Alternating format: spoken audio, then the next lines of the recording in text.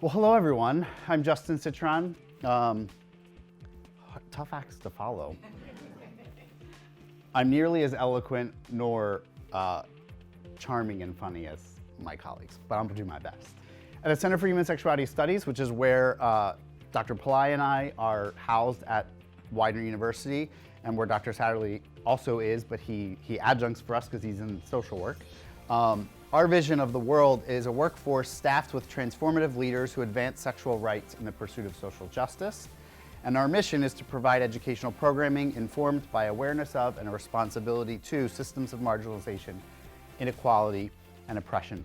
We sort of doubled down a few years ago as we were thinking about where do we fit in the world of sexual health education in the United States, and realized that so much harm and missteps have been made against people based on their sexual health that was going to be our focus, is sort of dismantling and changing some of those negative things about sex and putting a more positive lens. At the center, we have a research group, which we call the Interdisciplinary Sexuality Research Collaborative, because so much of the work that we do in sexuality at Widener is interdisciplinary. There's social workers, there's nurses, there's educators, all working together. And the vision for the research collaborative is a world where science is guided by and promotes sexual rights for all. Scientists have been some of the people who've proliferated some of those harms on people in the name of science. And so we're trying to guide a conversation where we really focus on science for the purpose of giving people rights and liberties and not objectifying them and dismantling some of their access to things. And we do that by learning about our partners and communities' needs, developing and sustaining key partnerships, sharing the outcomes of our work. It's really important as researchers, not that we just tell people what we do in academic journals, because those are not the things that people we research are reading, right? So we want to make sure that our research sharing is done in an accessible way. And that a big part of what we do is educate other scientists about the value of working in community and building relationships with community so that the research we're doing is the community's research and not our own in an exploitative way. So that's sort of the lens that I bring to the conversation that my colleagues very clearly share. I'm going to talk a little differently. So my background, I started my career as a Spanish language teacher. How did I end up in sex? Well, one moment, please. So I was teaching K-12, and in the United States, people who are language teachers can also teach in their native language. So I was teaching English to people who were learning to speak English, and teaching Spanish, which was not my first language, but I speak fluently. And in doing that work, my students would often approach me outside of language class, right? Because they found me to be what Dr. Turner called an askable adult or an askable professional. And those questions often turned into things about is it okay to be gay, or how do you know? And I would say, roll with those conversations very easily. My students would say, Senor Sitron, you're different than Senor Martin. I was like, well, yes, I am. He's much taller, hairier, and a bigger person. And they're like, no, you're different. And I'm like, yeah, okay. And they would say, are you gay? Or are you queer? Are you? And I'm like, well, why does that matter? But what I started to then realize was that the students were asking for this information. They weren't getting it anywhere. And so in my pursuit of graduate school, I started looking at cultural studies because I wanted diversity training. And in that, I literally stumbled upon someone who was a sexologist and sex educator who said, you should bring all that language culture work you do into the sex field, because we don't do that so well over here. And so that's sort of where I found my niche. And so the sexological worldview that I'm going to talk about comes from my interest in SAR training. So Dr. Pillai mentioned that one of the models we use in sexuality to train providers to work with people around sexuality is sexual attitudes reassessment. So I'm going to talk a little bit about that and how that got me to sexological worldview. I'm going to take the model that Dr. Satterley just shared with you, the circles of sexuality, and talk about how we can learn to use that model to map our own worldview in the effort to develop some intercultural sensitivity. There's some really cool literature and research in the world of intercultural communications that teaches us when we work with people whose culture is different than our own or similar to our own, there are certain ways and patterns in which we do that. And they have some really neat ways of thinking about it that help sexologists think about what do we do when we work with people who are sexually different or whose worldview around sex is different than ours. So I'll share some of that. So sexual attitudes reassessment Some of this research that I use actually is based on work that Patricia Weir-Kuhn in Australia has done. And a lot of it was looking at how we can train medical providers to talk to people about sex. So my colleague Don Dyson, who's in the department with me at Widener, he worked with me on some of this early research, but basically ASECT, which is our credentialing organization in the United States for sex educators, counselors, and therapists, they require, like Dr. Pillai said, that sexologists, or people who work in sex professionally,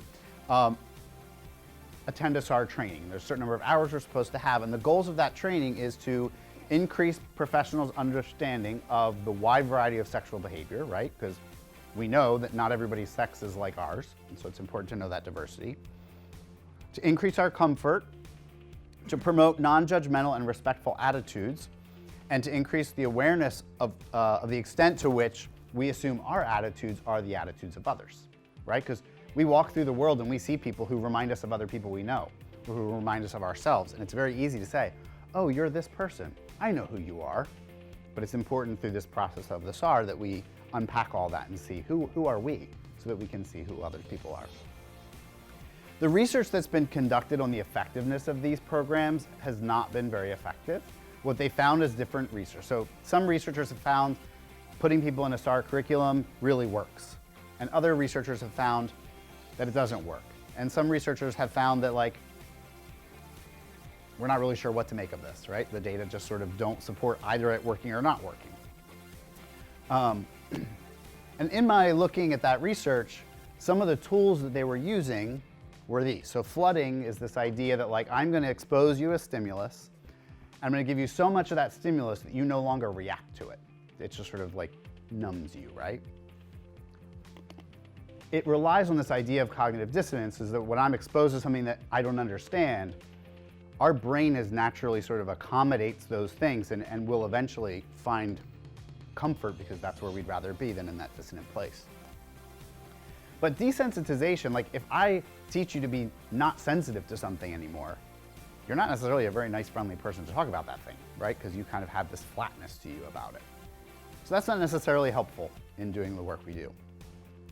Values clarification and values development is another approach people have used for SARS, which is like helping you explore what your values are, what they mean to you, and why, and developing attitudes or values in you that sort of make you see that your values are yours, other people have others. But that also doesn't really get us anywhere, because all it is like, oh, you have different values than me, or we have the same values. But what do I do with that? And then there were these SARs that were specific to certain topics. So some of the research was around people's attitudes or values around abortion, around sexual permissiveness, which Dr. Pillai talked about, like this idea of like having permission and giving permission about sex, and religiosity. And some of this research found that when we do flooding or values clarification work with people around a particular topic, sometimes what it actually does is reinforce people's existing values and feelings, which is also not what we're trying to do here, right? So I was like, okay, great job everyone for the last 30 years. I think we're on to something else. And so what I did was, in this first paper, call for the development of a new construct. Like, we're actually not measuring these things, we're measuring something else, and I have an idea of what it is. So in the fields of diversity, pluralism, and humanistic practice, like, I grew up in a world where humanism was a thing that we didn't even talk about anymore. But for those of you who don't know, humanism was a movement that, like, we should treat humans as different kinds of things in the world than animals, right? Like, we are not just animals, we are human.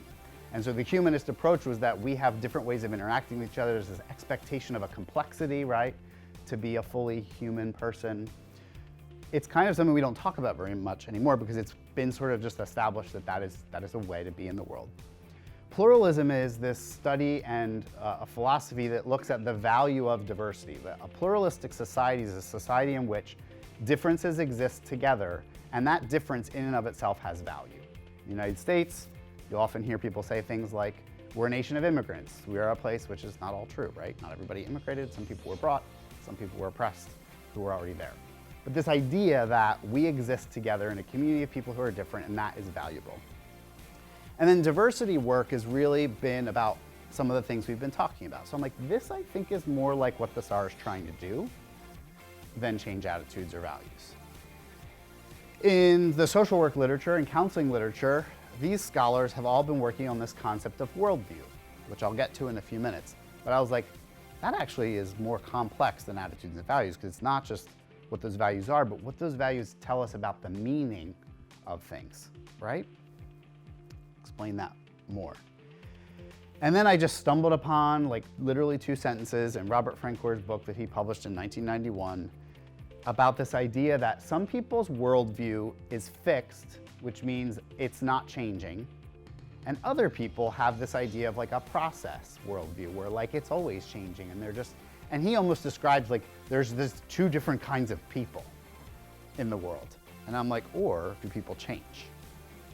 The work in perspective transformation of Jack Mesereau builds on Perry's work, which what they found was in the 70s they were studying boys in a private boarding school, and their experience was that people with a dualist approach or a black and white way of seeing the world, when exposed to difference, develop more complex ways of seeing things and become less black and white and more gray.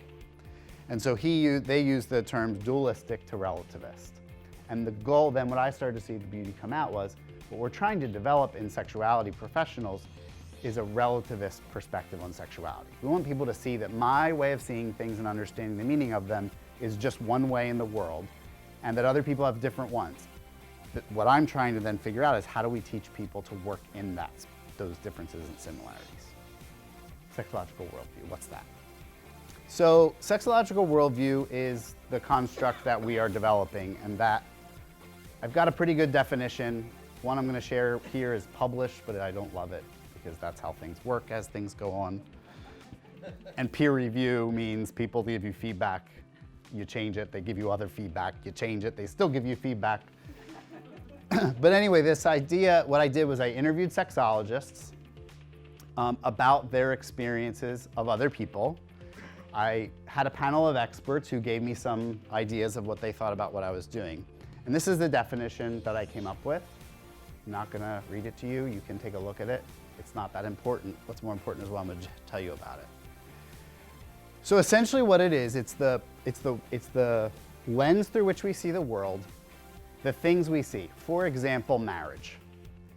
Marriage is an idea, right? It's a political idea. It exists all around the world, but it doesn't exist the same all around the world. So people who live in cultures or communities where marriage is a pluralistic thing that involves many people, the meaning of marriage and people and relationships and society is different for them than a place where marriage is a monogamous, one person, one other person, and in some places one man, one woman, right? So the meaning then of this idea of marriage is very different in that culture. So sexological worldview then is all those societal influences all around us create in us ideas of things, concepts in sexuality, that we then incorporate into the meaning structures that we use to do all kinds of stuff, right? So I use this idea of a lens, and when we have other people who have a worldview that's similar to ours, we tend to connect and things go well. But if I'm sitting with someone whose worldview is very different from mine, we experience conflict a lot, or like misunderstanding. So I'm like, I thought we were talking about this thing, but now they're talking about multiple partners or multiple husbands, and now I'm like, wait a minute, husbands are one and wives are one, right? So there's all this thing that develops. It's how we see the world around us sexologically, and it's this intercomplicated web between people. One of the metaphors that I was taught years ago was to think of worldview as a tree, because this idea of a lens is sort of cliche and easy, and it's one way of idea of like, I'm going to put on rose-colored glasses and then I see the world rosy, right? Or I take them off, I see. Or if I'm somebody who sees up close, if I put on glasses, now I can see far away. But our worldviews aren't that easy, because like if I could take my lenses off and see a whole new world, that would be amazing. It's not how it works. It's more like this idea of a tree. So if we were to plant a tree or a bush along the side of a building, so let's imagine this is the side of the building, I'm planting this bush or tree right next to it, right? How is that tree going to grow? This is audience participation time. How's this tree going to grow? It'll grow up, right? One-sided, right? Because it's not going to develop branches that go towards the building, right? How else? Might even lean away from the building. The tree still survives though, right? Because it adapts to its environment. What does a tree need to grow? What makes it grow in the first place? Sun, water, nutrients. So that's like our lives. Like colleagues were talking about, like growing up and these messages were around. We are taught in a lot of not clear ways, all this information. That's like the sun, the water, the food that feeds our worldview and grows. So here's where the tree really comes in. If I wanted to move this tree, and it's a 50-year-old tree, can I just like dig it up and move it? I mean, I can. I've seen it happen. Well, I can't. But I've seen them use these big equipment, right? But that tree is not the same when it's dug out of its place for 50 years to put in somewhere else. And it might not survive. The thing I like most about this analogy for worldview is when we're asking people to change their worldview or expecting people to change their worldview, we're expecting that. We're expecting that someone's just gonna like up and move and then suddenly see the world differently and work with other people who are different or similar to them easily. But that's not how it is. The older we get, the more time we've spent marinating in all of those messages, ideas, and meanings, and the amount of time we've spent practicing living our life based on those assumptions. So worldview development, this idea of like making people more culturally competent, sensitive practitioners around sexuality, is asking people to do a lot. And so we have to do it with care and give people the time. When I would teach teachers about working with LGBTQ youth, they would often say like, this is so informational, I have all this idea, but like when I go to my classroom, I didn't know what to do. Like I felt like I was a good supportive ally for my students who are LGBTQ, but like, I don't really know, nothing's changing. Well, of course nothing's changing, because like, that's just not how things go. And I'd see them another month and they would be like, one of my students came up to me and noticed that I used gender non-binary language and they thanked me for it. I feel like I did something. I'm like, yeah. So like, these are small incremental steps that we do because worldview development takes time. The goal of it is to get us prepared to work in all these different environments. One of the beauties about doing sexuality work as a professional is we are a family that needs more people because they're so, like, I feel like when people say like, well, I don't want to steal your thunder. No, steal my thunder. Like, we need more thunder. Like, we need 3 times the number of people. We still wouldn't have enough doing this work. But the challenge to that is when you do it, people want, like, hear about what you're doing and want you to come do it. And there's times where I'm like, you don't want me for that. But people have the perception that I could do it because I'm talking about this stuff that no one else talks about. And so it's important that we know where our limits are, where we can work, where we can't work, and we build networks that support where we need support for things we can't necessarily do. So what's a worldview statement, or what is a worldview if we break this idea down into specifics? So Mark Colco-Rivera looked at all the worldview literature to figure out what do people talk about? What is actually a statement in worldview? And so he describes it in 3 ways. So a worldview statement has all of these components. The first one is existential beliefs. Does something exist or not? For example, there are people in the world who talk about like homosexuality is a Western import. It didn't exist. Like being gay is an American thing or a European thing, but in Northeast Africa or South Africa, like their cultures will say that like, we don't have that here. It's not that those cultures don't have behavior that's sexual between people of the same sex or gender. It's that this idea of that behavior equating then to an identity doesn't exist because sexual identity exists differently in cultures that are not individualist and are more collectivist, right? So existential beliefs are the beliefs that things exist or don't exist. Evaluative beliefs are the beliefs where we say whether something's good or bad, whether something feels good or is painful, right? Some people can take a spanking, you use that word like hit on the butt, and they can take, and they like love it, like give me more, this is pleasurable. And other people are like, that really hurts, right? So those are evaluative beliefs. Is something good, bad, how does it feel or not? Prescriptive and proscriptive beliefs then are whether something should be done or not done, whether something, if it's like, you should use a condom. If you're having sex, you should, that's a prescriptive belief. Or we should not do this thing. So when a person has existential beliefs, evaluative beliefs, and pre or prescriptive beliefs about a sexual something, the collection of all those statements is their worldview belief. So like, I think it is possible to be gay. Being gay is good, and people who are gay should be able to get married. All that together is a worldview belief about homosexuality or gay identity. Make sense? All right, so tree, lenses, just simplified metaphors for this bigger thing. So when I was asking the experts and interviewing people, one of the things people said is I need to add this list to say where worldview comes from, which I've added this list. And then people's feedback was reduce the list because now you're naming too many things, and when you name things and you don't have other things on the list, et cetera, which is why the definition to me is not as important as understanding this bigger idea. So our beliefs that we have that are worldview beliefs develop across this continuum of black and white beliefs to complicated beliefs that are relativist.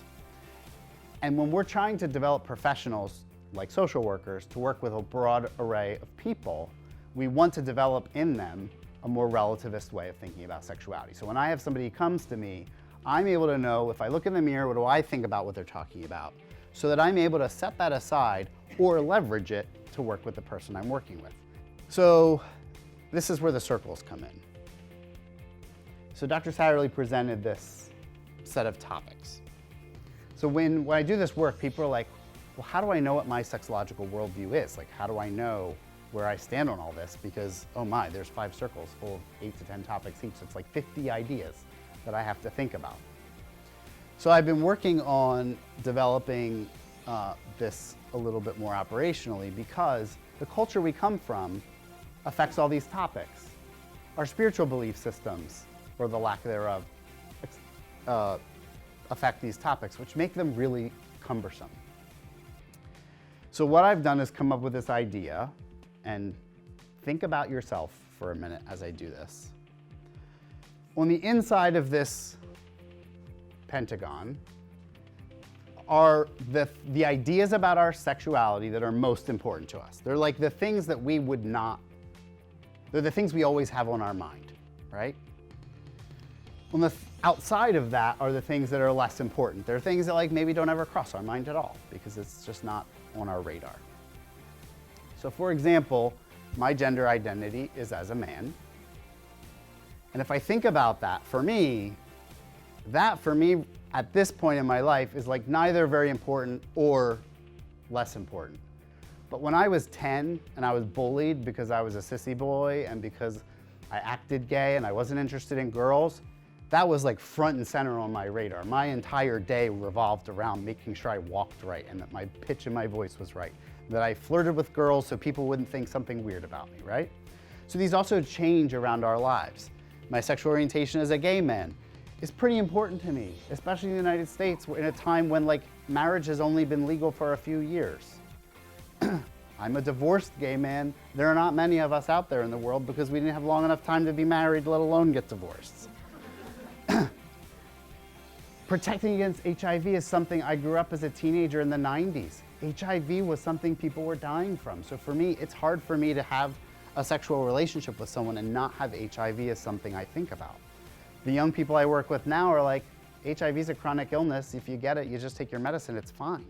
But that is a really different worldview because it affects the relationships they have, who they're willing to have sex with, et cetera, et cetera. So does this make sense, this idea? Abortion. Now, I made this slide about a year ago originally, which is why it's here. And what I'm going to say is not really reflective of August 2019 Justin. But considering abortion, I am a gay man. My partner is a man. I'm not expecting anyone that I'm worried, like having any kind of personal relationship with, to get pregnant. So the idea of worrying about abortion is just like, it's not on my radar. It has most recently become back on my radar because of the political environment around abortion we're having in the United States right now.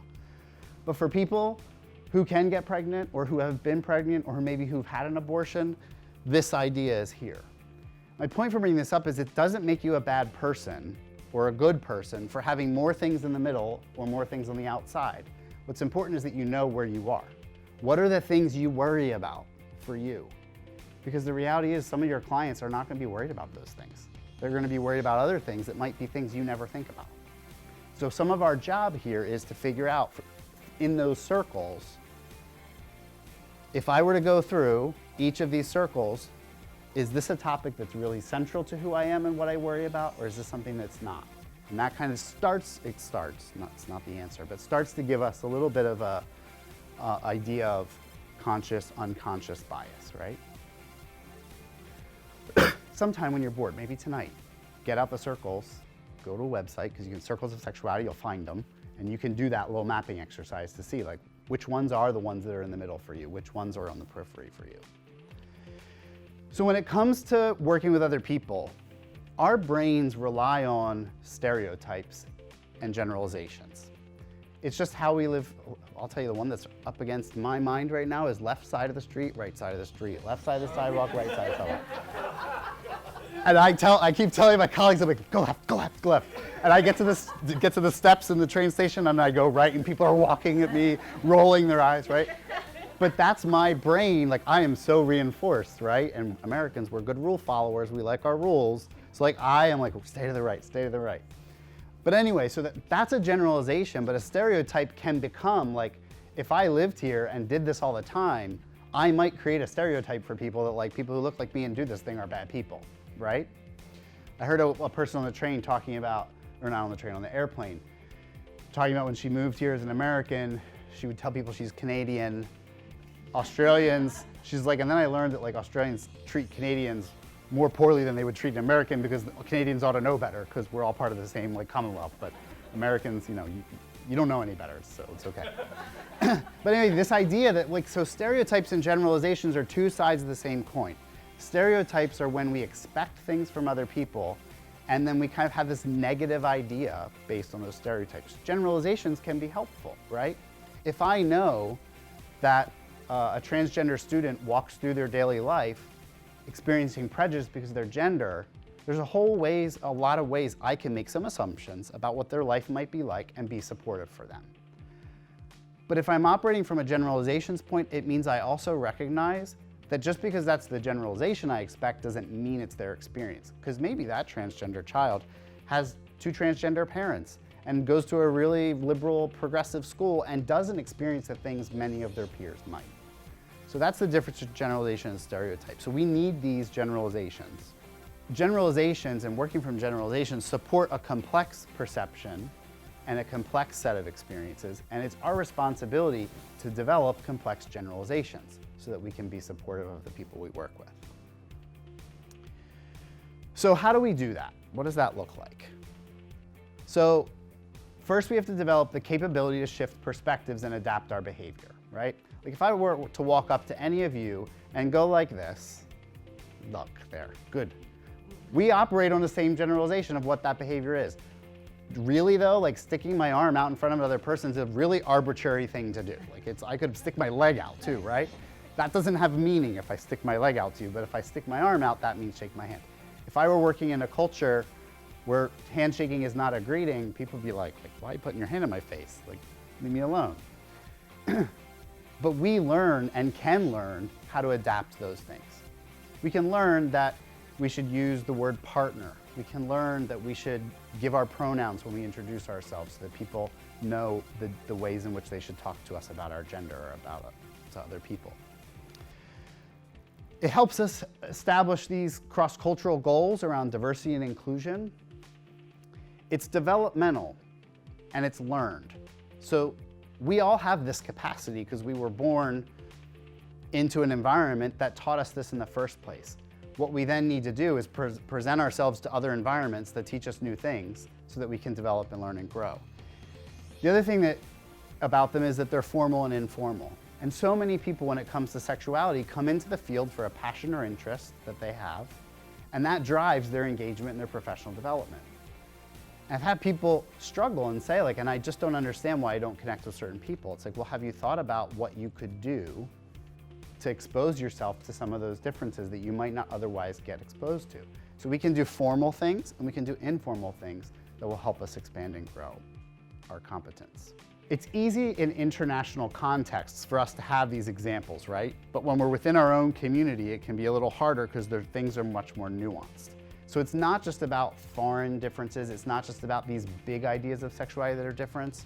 The skin hunger is an example of a thing that we all live with and that a lot of people struggle with, and like they never knew that skin hunger was a thing and that like that was a valid thing. People didn't know that 60% of women don't have orgasms from vaginal intercourse. Like these are the things that are complex and that people take for granted because they just don't know any different. So it's not so much about those differences and describing them, but it's about how we respond to them. Because I'm gonna always come up against stuff I didn't expect. I'm always gonna encounter someone with a worldview, and it's always the people who we think we know the best, who say that thing, and we're like, oh, I thought I knew who you were. Who are you? You're not who I thought you were. They really disrupt us, but it's because we made assumptions about their perspective without really learning it. And all cultural differences are human differences. So across 10 people who might otherwise be the same, some people are more friendly and some people are more shy. Some people are more aroused easily and some people aren't. So we have to be really careful we don't paint people with like one brush. So it's not about all these things as much as it's about the mix of them together. So we have to develop self-awareness. We have to look ourselves in the mirror. We have to be open to feedback. One of the things we do a lot in our center is compassionate challenges. If somebody says something that is really not resonating with me, if I give them a compassionate challenge, I care about you, I want you to do well, and I have a challenge for you. That helps them develop some self-awareness. If we don't hold people to those things, we hold from them an opportunity to grow and change and learn more about themselves. So this process of intercultural competence or sexological worldview development is much more about learning about who you are than it is about other people. It's not just about differences, it's about commonalities. When I see people who are who I think we have things in common, I often miss a whole bunch of stuff that I don't ask about because we think we need to learn about people who are different, not people who are common to us. When we focus on commonalities alone, we breed conformity. Like, ooh, this is how we are as people. This is how we do it here, right? If we only focus on differences, it should say fragmentation. It's probably in white font, so it's not showing up. But when we focus on differences, we segment and fragment people. But if we talk about commonalities and differences as a system that interact with each other, commonalities among difference brings shared focus and experience. Like, oh wow, I've had that experience too, and I didn't think that you were like me at all. And when we think as a group of people who are similar to one another about how we're different, we have innovation and we see things in new ways. So the idea here to get us from dualist, which is this idea that I see the world through my own lens, to more relativist, is that we think about these commonalities and differences. So on this end of the continuum, a monocultural mindset is one where this scholar says, we're in denial of difference. Like we don't even see it. And if we do, we kind of avoid it. It's like, oh, I don't like that kind of food. I don't want to go to that place, right? Polarization is, oh yeah, us and them, you versus me. And that's where you hear people like talk about other people as if they're all the same and different. Or people will talk about their own people in a negative way, right? Like, oh, well, where I come from, they're real messed up, right? Minimization is where we're in an attempt to come together with people who are different than us or similar to us. We are more focused on the commonalities and we miss the differences. Or we overgeneralize about a group of people as if they're all the same and don't see how they're different. Acceptance is a stage of development where we don't just accept people. Like you'll hear people say like, oh, I'm a really open-minded and accepting person. That's a very passive kind of acceptance. Acceptance here means, are you curious? Are you interested? When you find a difference, do you not just listen to it, but do you explore it more? Do you ask questions? If you're sitting with a client or meeting with an agency, do you really get to know them the way they know themselves? Like it's moving beyond the golden rule to the platinum rule, right? Like treat people how they want to be treated, not the way that you think they should be treated. And then adaptation is this time when we start to use new language, we start to adjust our behaviors, we start to think about the way we're talking to people in a way that really has them and their worldview be the focus and not our own. But that really requires that we know where the difference between my worldview and your worldview is. So I mentioned it's formal and informal, right? So when I did my research and asked sexologists about how they interacted with people who were different or similar to them, I heard two big themes. One was people said, well, I went to some educational program or training, and that's what made me change. Or they had a personal experience or interaction with someone. They're like, you know, my best friend in high school, that's where I developed this approach because they were different from me and really held me accountable for things that I would say. And in the middle of this is awareness of your worldview, awareness that diversity is out there. I am sure among all of us in the room, especially those of us who've been trained in sex for a long time, at some point come across something in sexual diversity world that we didn't know was a thing. If we approach that with acceptance and adaptation, we say, what is that? Tell me more. I want to know. And adaptation is I incorporate it into who I am and what I think about, and I live differently because of it. If we're on the other end of the spectrum, they're like, oh, that's weird. I don't want to learn about that. I'm going to set that over here. So awareness of this diversity, realizing that we are the center of our development. Development happens to us, but when those teachers would say, like, I don't know how to be a better LGBTQ, I'm like, have you ever been to a pride celebration? Do you have any gay friends? Oh, no, that would be hard, and I wouldn't be accepted there. And I don't need a gay friend. Yes, you do, because that will give you some new information and new experiences and all the nuance that you don't get from reading it in a book or looking on a website. Knowledge about the effects of diversity, power, privilege, marginalization, oppression. People need to know about that for their worldview to change. And people, when I would share with them this idea and this model, people would say, just having this conversation is making me realize I don't see things the way I thought I did. So our idea then is if we can give people formal or informal experiences, get them connected to other people, and have them think through that cognitive process that was at the middle of that engine. This engine is what moves people across those stages.